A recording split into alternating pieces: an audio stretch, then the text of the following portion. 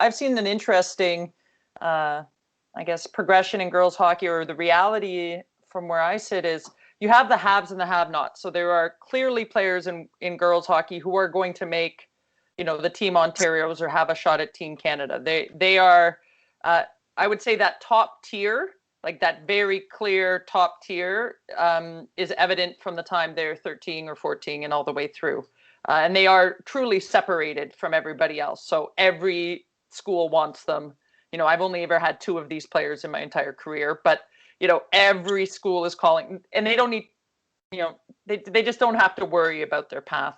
And you have the have-nots, and I would have been one of those. Perhaps Dom is one of the, you're not a chosen one. And I find the second tier, the one right below the chosen ones, seem to be where the most high maintenance parents live, because they're constantly comparing themselves to those can't miss kids, right? The one, and trying to tear them down or make them feel lesser than, or attacking those top tier kids because, oh, well, my daughter played on a line with her, so therefore she's as good as her. And that sort of really lovely type of thing. But I'm always, generally in women's hockey, those second tier players do make it.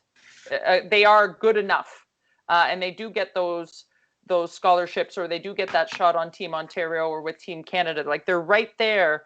But in my experience, they lack any sort of ability to deal with adversity. Whereas the top tier kids, the can't miss, seem to do okay.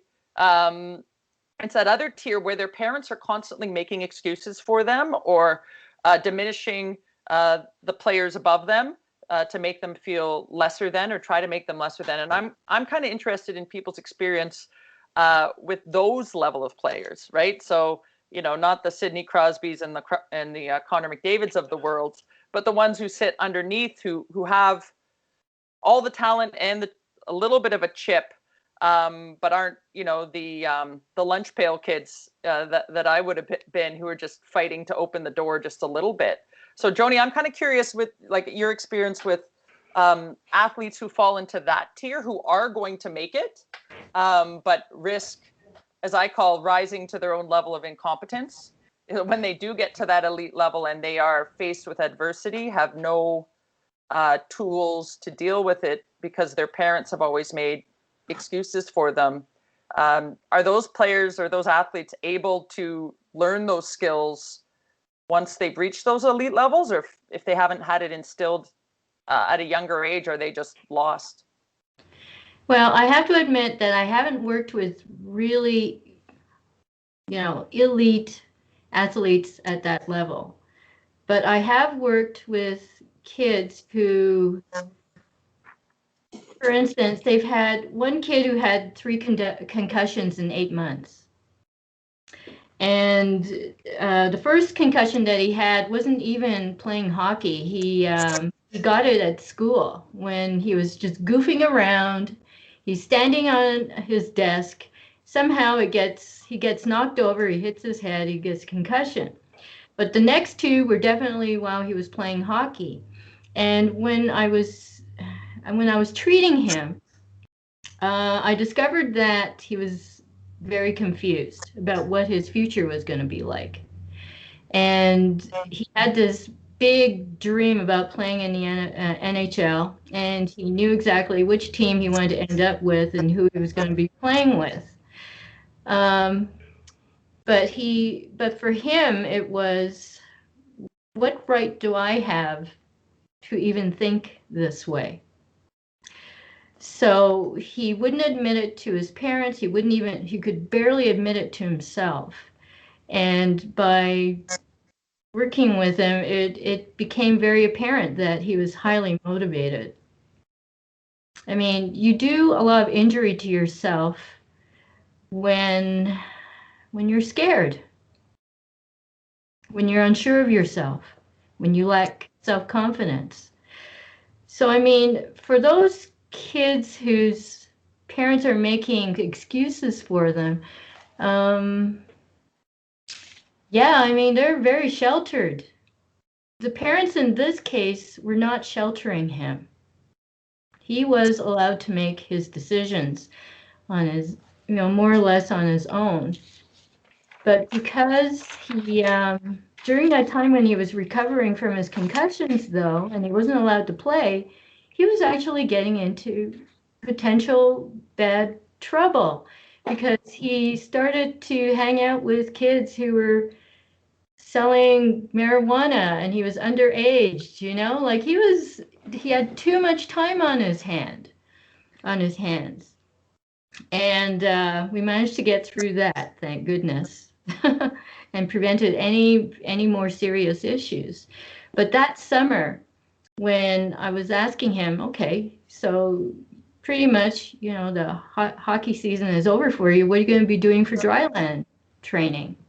And he said, well, last summer I was thinking about doing this and this and this. And so what happened? Did you do it or not? And he said, no. So what are you going to do this summer? Okay, I'm going to make the plan and I'm going to do it. And yeah, his mother said everything changed for him because he was finally getting really serious. He could actually see himself achieving what he really wants. And that's really what it is. It's always got to be self-motivation, but there's got to be self-confidence there too. And parents have no idea what's going on in the mind of their child. We never do. I mean, I didn't know when my sons were growing up what was going on in their minds, but I could see from their actions that was giving me a hint about what was going on and whether it was good or bad. So I truly believe that parents have to be really good observers of their children and they have to really get to know who they are as people. They have to know their kids as people.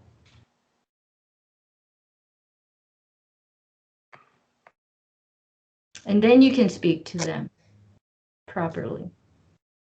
Well, I think it's a great point about the scared, and I it's interesting. It's not a word I hear a lot from the parents or the players. Like there's for sure a lack of confidence. They talk about that all the time, and there's a fear of missing out, of course, which is huge in our society. But that fear of not making it or like that doesn't quite come into the conversation. They don't express that.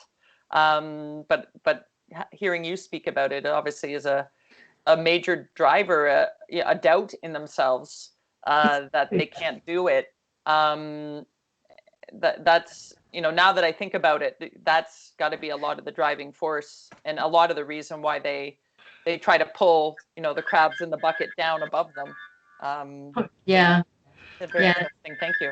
It's a good analogy, that those blue crabs. Yeah. Mm-hmm. I've got a question both for Kim and Joanne.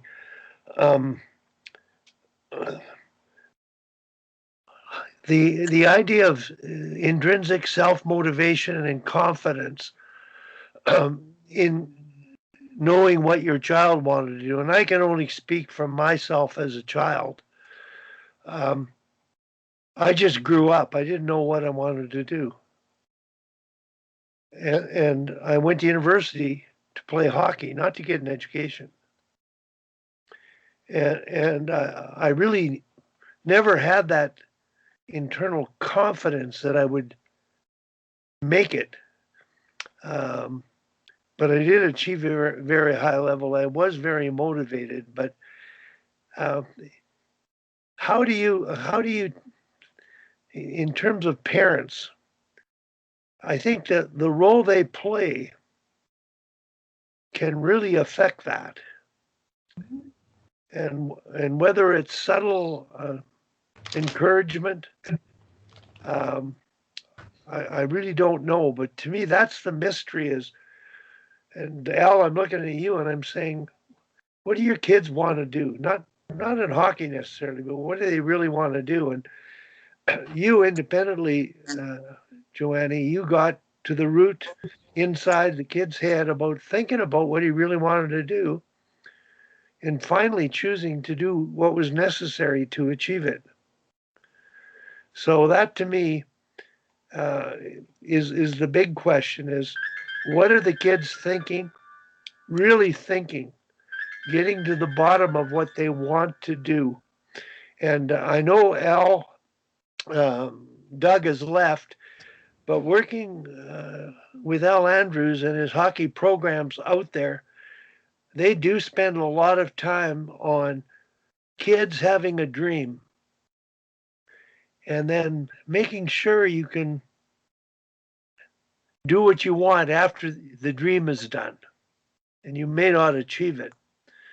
It's just a healthy way of approaching setting high goals. You know, a man's reach should exceed itself, or what's the heavens for, is the quote. And I think that's something to instill in students, in your players, is that belief in themselves, confidence to do what they can to the best of their ability. And it doesn't matter what you try to do. Those are the lessons that playing that sport the right way are going to make. But it's a lot to do with parent education, but I think more will come through coaches who get it and teach it and inspire it. So, Al, any thoughts on what we're talking about here? Yeah, probably more questions than thoughts, Joe, or Wally. Sorry, my son's name is Joe, and it was that whole conversation was making me think of him. You know, like I can think back over the last couple of years, like what he wants. I mean, his career goal a couple of years ago was to be a Ninja Turtle, and then he wanted to be a Lion and a hockey player. So, you know, like I guess I got a question for the group, you know, because I'm with the world that I've been in for the last few years. It's more of a nonprofit, you know, community hockey program. Now I'm getting into more of the high performance stuff, and I'm seeing a lot. Like we've had some high maintenance parents on the, you know, on the nonprofit side. Definitely a lot that like to carry the bags for the kids and, you know, clear the road for the kid as opposed to, you know, letting the kid clear it themselves. But I guess, do you guys see much of an opportunity to move the needle with some of these parents that are, you know, really trying to drive the bus for their kids and really going above and beyond to interfere and, you know, try and find those greener pastures and try and set the table for their kid and all that kind of stuff? Like, is there much room with those parents, or what? Like, what do you do? You know, from your side, what's your experience been? Anybody? I can. Oh, geez, I've been doing this a long time, and I love what everyone was saying. And Wally, as you were talking, I thought of, you know, being where you are right now is something I often say to my kids, because, you know, there's that drive in me even to say, okay, well, you know, especially with my daughters, do you want to be a hockey player? You know, they're 3 and 5. Like, I didn't even learn to skate till I was 13, right? Like, what am I thinking, right? But you know, I do use that terminology, and again, Al, I've mostly coached older players, but there's that constant drive of what's next. Where am I going? Where am I going to be? How do I get there? And they forget to enjoy the moment that they're in right now, and recognizing, you know, for some players, you know, if you get, you know, some bad injury, or you decide you want to pursue something else, like this might be the pinnacle, or this might be your last year. You know, and it was interesting to me, just on my personal experience, you know, last year was my last year of coaching behind the bench. Hopefully I'll get back into it, obviously. And like, it was a COVID year. It wasn't exactly, you know, my ideal way to go out. But I was very mindful of being where we are, or where we were right now, and enjoying that moment. I think, Al, all I can say is the influence of a coach is immeasurable. And being able to, you know, I always joke with parents who carry the bags. Like, I go up to the girl and be like, oh, did you break your arm during the game today, or your leg? Like, I didn't see it happen. Like, why is your dad carrying the bag? And they all look at me. My sarcasm sometimes gets the better of me, but you know, very quickly that kid carries the bag every single time I see them the rest of the way. So you know, I never want to be a surrogate parent for any of these players, but I do think, you know, the more you're promoting your mission and vision and values and the right way of doing things, those players become your own best advocate. And it's hilarious because, you know, even with my kids, and they listen while I'm on these Zoom calls because my 5-year-old coaches the 7 and the 3-year-old and uses my phrasing, even though she's not usually in the room with me. But it's amazing what they hear and what they see, and she's like their own little motivational speaker. And you can do it, and drops the quotes. And so I think sometimes we underestimate kids. I think we gravely underestimate kids. We put, you're 13, you should be doing this. You're 5, you should be doing this.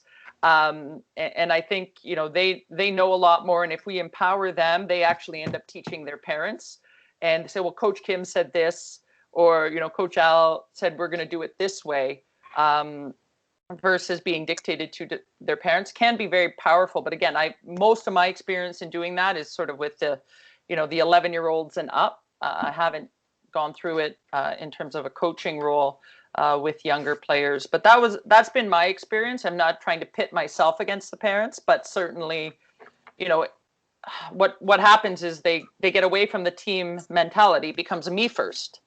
How are you going to help me? How am I going to get on the team? Why is my daughter the best? Who is she going to play with? And we keep trying to bring it back to that team first side of it, and then the kids buy into that. And it helps to solve a little bit of the high maintenance parents, if that's the politically correct way of saying it. Al, specific to that,